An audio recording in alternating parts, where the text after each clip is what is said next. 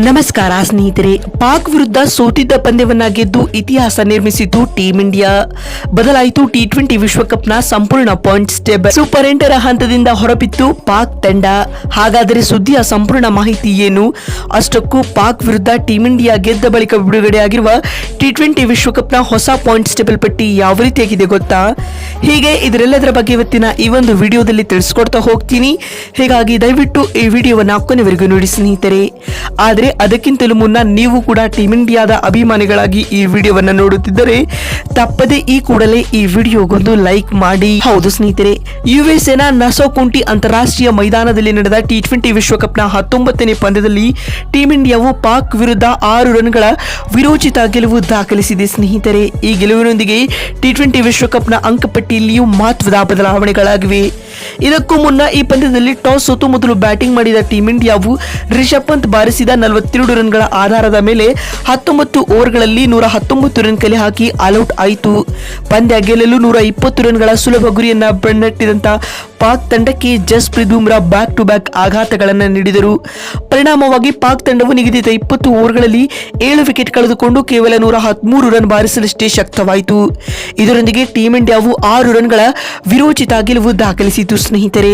ಇದೀಗ ಭಾರತ ತಂಡವು ಪಾಕ್ ವಿರುದ್ಧ ಗೆದ್ದ ಬಳಿಕ ಬಿಡುಗಡೆಯಾಗಿರುವ ಟಿ20 ವಿಶ್ವಕಪ್ನ ಲೇಟೆಸ್ಟ್ ಪಾಯಿಂಟ್ಸ್ ಟೇಬಲ್ ಪಟ್ಟಿ ಯಾವ ರೀತಿಯಾಗಿದೆ ಅಂತ ನೋಡ್ತಾ ಬರುವುದಾದರೆ, ಗುಂಪು ಎನ ಬಗ್ಗೆ ಮಾತನಾಡುವುದಾದರೆ ಭಾರತ ಮತ್ತು ಅಮೆರಿಕ ತಂಡಗಳು 2 ಪಂದ್ಯಗಳಿಂದ 4 ಅಂಕಗಳನ್ನು ಪಡೆದುಕೊಂಡು ಟೇಬಲ್ ಟಾಪರ್ಸ್ ಆಗಿ ಗುರುತಿಸಿಕೊಂಡಿದ್ದಾರೆ. 2ನೇ ಮತ್ತು 3ನೇ ಸ್ಥಾನದಲ್ಲಿ ಕೆನಡಾ ಹಾಗೂ ಪಾಕ್ ತಂಡಗಳಿದ್ದು ಕೆನಡಾ 2 ಅಂಕ ಪಡೆದುಕೊಂಡರೆ ಪಾಕಿಸ್ತಾನ ಮತ್ತು ಐರ್ಲೆಂಡ್ ತಂಡಗಳು ಗೆಲುವಿನ ಖಾತೆ ತೆರೆಯಲಾಗಿದೆ ಟೇಬಲ್ ನಲ್ಲಿ ಕೆಳಗೆ ಕುಳಿತುಕೊಂಡಿದ್ದಾರೆ.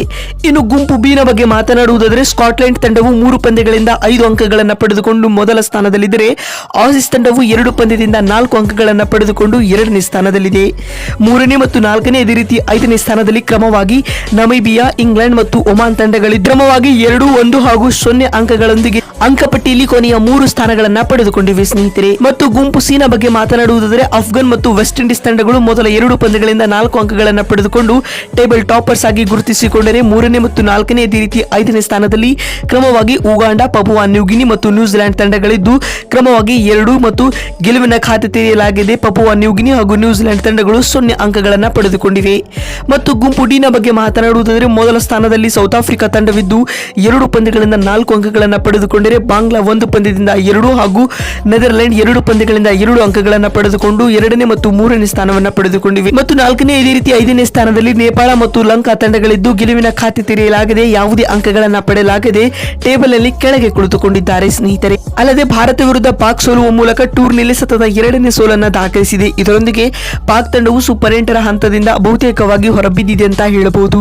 ನೋಡಿದ್ರಲ್ಲ ಬಂಧುಗಳೇ, ಪಾಕ್ ವಿರುದ್ಧ ಟೀಂ ಇಂಡಿಯಾ ಗೆದ್ದ ಬಳಿಕ ಬಿಡುಗಡೆ ಆಗಿರುವ ಟಿ20 ವಿಶ್ವಕಪ್ನ ಹೊಸ ಅಂಕಪಟ್ಟಿ ಯಾವ ರೀತಿಯಾಗಿತ್ತು ಅಂತ ತಿಳಿಸಿಕೊಡುವ ನಮ್ಮ ಈ ಪ್ರಯತ್ನ ನಿಮಗೆ ಇಷ್ಟವಾಗಿದ್ದಲ್ಲಿ ತಪ್ಪದೆ ಈ ಕೂಡಲೇ ಈ ವಿಡಿಯೋಗೊಂದು ಲೈಕ್ ಮಾಡಿ. ವಿಡಿಯೋವನ್ನ ಇಲ್ಲಿವರೆಗೂ ನೋಡಿದ್ದಕ್ಕಾಗಿ ಧನ್ಯವಾದಗಳು. ಮತ್ತೊಂದು ವಿಡಿಯೋದಲ್ಲಿ ಸಿಗ್ತೀನಿ. ಅಲ್ಲಿವರೆಗೂ ನಮಸ್ಕಾರ.